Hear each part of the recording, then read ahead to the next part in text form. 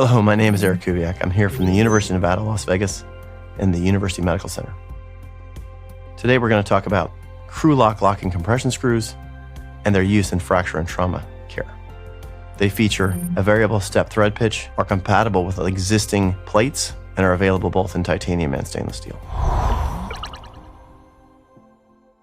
KreuLock locking compression screws are a unique implant for the treatment of periarticular injuries in trauma. They provide excellent compression across articular surfaces, which would otherwise need to be achieved by either the use of clamps or lag screw fixation techniques. We'll go through a couple of use case scenarios and the use of the KreuLock locking compression screw in the treatment of intra-articular injuries. This patient is a 42-year-old male who sustained a distal impaction injury to the tibia, as demonstrated on these plain films and made even more apparent on this surface-rendered CT scan, which demonstrates the sort of explosion of the distal articular surface. Based upon the teachings of Rudy and Augauer and all subsequent learning since then, we understand that these injuries have a guarded prognosis. But to achieve the best outcomes, we need to seal and compress the articular surface and restore the anatomic position of the distal articular fragments. To that end, we look at the lateral. It's very important that the talus remains centered under the reduced distal tibia.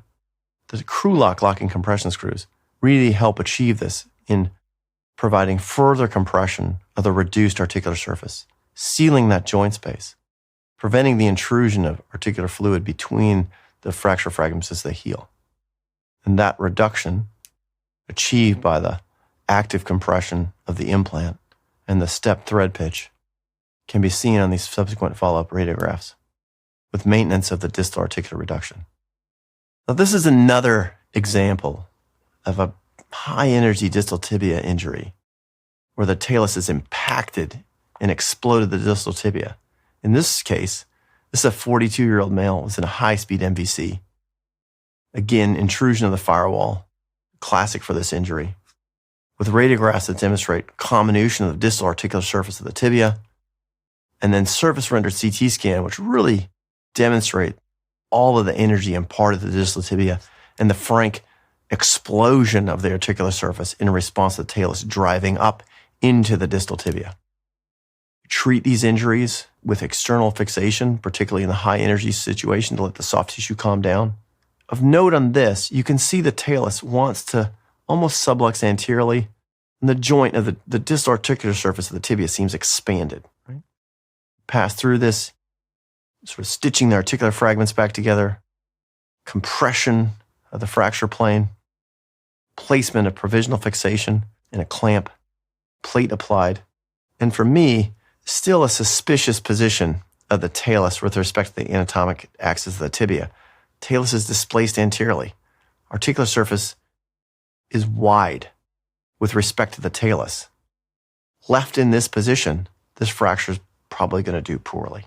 Application of the KreuLock compression screws with further compression of the articular surface of the distal tibia and the AP plane, the talus is now centered under the anatomic axis of the tibia.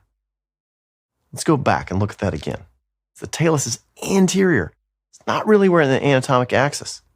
We apply the KreuLock compression screws, and there's a restoration of the talus underneath the tibia where it belongs, in a congruent articular surface of the tibia, which should provide long-term support of the talus and give this patient the best chance for a great long-term outcome.